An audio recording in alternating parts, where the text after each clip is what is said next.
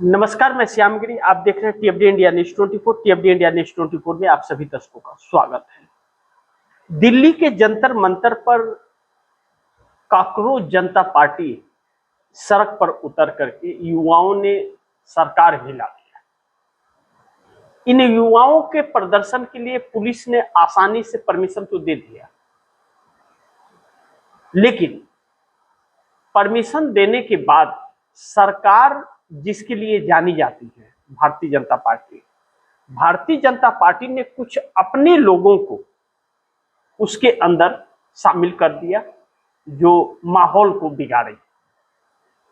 ऐसे में गोदी मीडिया ने अपना प्रपंच रचना भी उसमें शुरू किया और बेरोजगार युवा जो थे, जो सरकार के विरोध में प्रदर्शन कर रहे थे, गो बैक के नारे मीडिया के लिए लगाने लगे।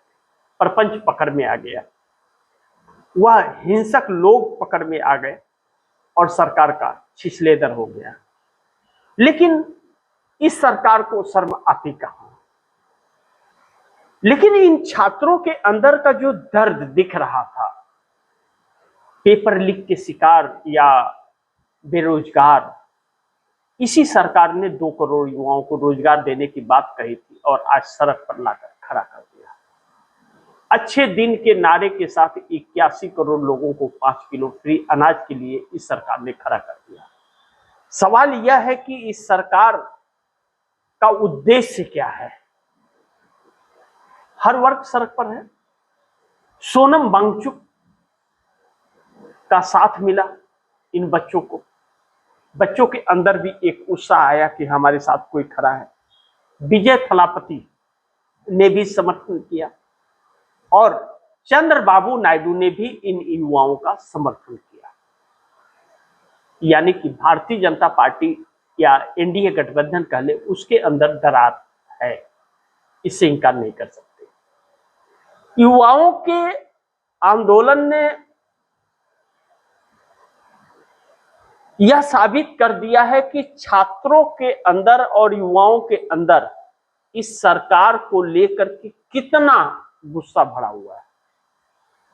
अब शिक्षा मंत्री धर्मेंद्र प्रधान का इस्तीफा यह सरकार लेगी या नहीं लेगी, वैसे उम्मीद तो बहुत कम है कि इस्तीफा लेगी, लेकिन बैठकों का दौर और मंथन और चिंतन सरकार के अंदर शुरू है। लेकिन इसी बीच भारतीय जनता पार्टी सरकार संकट में घिरती जा रही है। बिहार के अंदर राबड़ी देवी और लालू प्रसाद यादव के आवास को खाली कराने के चक्कर में नीतीश कुमार के मना करने के बावजूद भी जो नोटिस नीतीश कुमार स्वयं वापस मंगा लिए थे जब सीएम थे, और उनके इस्तीफे के बाद फिर सम्राट चौधरी सरकार ने जो नोटिस जारी किया राबड़ी देवी आवास को खाली करने के लिए लालू प्रसाद यादव को, हजारों सवाल सरकार पर खड़े हो गए। सुरक्षा में कमी कर दी, नहीं खाली की तो राबड़ी देवी ने सुरक्षा वापस कर दी, तेजस्वी यादव ने वापस कर दी और पूरे आरजेडी के लोगों ने सुरक्षा वापस करने की बात कर दी। सरकार संकट में आ गई। नीतीश कुमार की कोई ऐसी टिप्पणी इन चीजों पर नहीं आई है, लेकिन कहा जा रहा है नीतीश कुमार भी नहीं चाहते खाली हो। लेकिन सम्राट चौधरी सरकार यह मकान खाली कराने के लिए क्यों इतनी बेचैन है, और जिस शख्स को देना चाहती है यह मकान, वह क्या राबड़ी या लालू या तेजस्वी से ज्यादा अहम है, ज्यादा अहमियत है उसकी। और अगर राबड़ी देवी का आवास खाली कराया जा रहा है तो फिर आवास और भी खाली कराने पड़ेंगे, सिर्फ एक के नहीं तो बाकियों के नहीं खाली हो रहे हैं और राबड़ी के खाली करने की बात की जा रही है। तो यह बात कुछ समझ में नहीं आ रही है। यह मामला अब तूल पकड़ता जा रहा है बिहार के अंदर, जो सम्राट चौधरी के लिए संकट है। और नीतीश कुमार इस वक्त एक्टिव तो है, लेकिन वह चुनाव को लेकर, और चुनाव को लेकर के सब कोई नहीं। तो कहीं 2 चीजें सोची जा रही है। कहीं ऐसा तो नहीं कि इस मकान खाली वाले करने के मामले में उलझाकर जो 11 सीटों पर चुनाव हो रहा है एमएलसी का, उसमें खेल करने की तैयारी हो, क्योंकि इसमें एक सीट विपक्ष की पक्की है और वह आरजेडी के पास है, 25 चाहिए, 25 है। अब ऐसे में उस सीट पर भी भारतीय जनता पार्टी अपना कैंडिडेट खड़ा कर दी है। तो क्यों खड़ा की? जब जानती है कि यह विपक्ष का सीट है और विपक्ष के पास यह आंकड़े हैं, तो अपना क्यों खड़ा की? इसका मतलब यह पता चल रहा है कि यह बंगला खाली कराने का तो एक नौटंकी है, एक तीर से दो निशाने साधे जा रहे हैं। असल मुद्दा एमएलसी की सीट निकालना है। विपक्ष को पूरी तरह से खत्म कर दो षड्यंत्र के द्वारा। अब ऐसे में बिहार में क्या होगा वक्त बताएगा, लेकिन इंडिया गठबंधन की बैठक रविवार को जो हो रही है, वह दो दल बाहर हैं, डीएमके और आम आदमी पार्टी। आगे क्या? टीएमसी बच जाएगी या टूट जाएगी? अब दोनों के बीच एक दीवार है। कभी चर्चा होने लगती है कि जो 60 विधायक अलग हुए थे टीएमसी के, उसमें से 35 विधायक ममता बनर्जी के संपर्क में आ गए हैं और आएंगे मिलने के लिए, लेकिन बैठक में तो नहीं आए। ममता ने बैठक बुलाया, उस बैठक में नहीं आए। 20 सांसदों की भी बात कही जा रही है कि टीएमसी से अलग होंगे, भारतीय जनता पार्टी में जाएंगे, और भारतीय जनता पार्टी बैटिंग पूरी कर रही है। अब ऐसे में ममता टूट जाएंगी या कंप्रोमाइज हो जाएंगी पार्टी बचाने के लिए, यह बड़ी महत्वपूर्ण बिंदु है। लेकिन इंडिया गठबंधन का जैसे लग रहा है, यह बैठक जो होने जा रही है, वह बैठक आखिरी बैठक न साबित हो जाए, क्योंकि डीएमके और आम आदमी पार्टी तो है नहीं। डीएमके ने अपने आप को साइड कर लिया, बोला मैं इंडिया गठबंधन का हिस्सा नहीं हूं, मैं नहीं आऊंगा, साफ कर दिया। आम आदमी पार्टी ने कुछ आश्वासन नहीं दिया, तो इसमें है कोई नहीं, सब अलग अलग अपनी डफली बजा रहे हैं। उद्धव ठाकरे साथ हैं कांग्रेस के, अखिलेश यादव हैं या नहीं, कभी हां और कभी ना वाली कहानी है, और शरद पवार का ठिकाना नहीं है। ममता बनर्जी के गुजारिश पर यह बैठक बुलाई गई और ममता बनर्जी की पार्टी टूट गई। अब इन सभी के बीच ममता बनर्जी के 80 विधायक और 29 सांसद संकट बन गए। ममता बनर्जी के सलाहकार यह भी कह रहे हैं कि आप कांग्रेस में विलय कर जाइए, लेकिन यह समाधान तो नहीं है। अब चर्चा इस बात की है कि ममता बनर्जी अगर कंप्रोमाइज हो जाती है, डिलिमिटेशन और वन नेशन वन इलेक्शन पर दे देती हैं समर्थन भाजपा को और इंडिया गठबंधन से अलग हो जाती है, तो पार्टी उनकी नहीं टूटेगी। फिर किसी की हिम्मत नहीं है कि अलग हो जाए, डंडा उल्टा बज जाएगा। जो डंडा तोड़ने के लिए बज रहा है, वह डंडा जुड़ने के लिए बज जाएगा। अब फैसला ममता बनर्जी को करना है। तो ऐसे में यूनिटी जो है वह कहां है विपक्ष का? अब बैठक में कौन कौन आता है और चर्चा क्या होती है, प्रेस कॉन्फ्रेंस होगा तो पता चलेगा। लेकिन एनडीए गठबंधन में भी तो दरार पड़ गई, और एनडीए गठबंधन की दरार चंद्रबाबू नायडू ने युवाओं को समर्थन दे दिया, जो दिल्ली के जंतर मंतर पर काक्रोच बनकर के प्रदर्शन कर रहे हैं, सरकार के हाथ पांव फूले हुए हैं। चंद्रबाबू नायडू ने एक तरह से जो भाजपा से अलग लाइन पकड़ करके समर्थन दिया। क्या हम यह मान ले कि समर्थन वापस ले लिया? नायडू ने समर्थन वापस ले, नायडू छोड़ दिए मोदी का साथ, क्योंकि इनसे अलग जाकर के अलग लाइन लेकर के समर्थन दिया है ना, छात्रों को समर्थन दिया, युवाओं को, बोले हम आपके साथ हैं। और सरकार को अल्टीमेटम भी दिया था कि युवाओं से पंगा मत लीजिए। अब यह क्या रूप लेगा? 10 बजे से 5 बजे तक का परमिशन तो मिला काक्रोच जनता पार्टी को। सिर्फ इसमें आशंकित यही है कि काक्रोच जनता पार्टी एक दल बना दिया गया, वरना बाकी सब कुछ ठीक ठाक है। अब ऐसे में सोनम वांगचुक भी आए समर्थन देने, लेकिन एनडीए गठबंधन के अंदर एकनाथ शिंदे भी घर वापसी की तरफ बड़ी तेजी से बढ़ रहे हैं।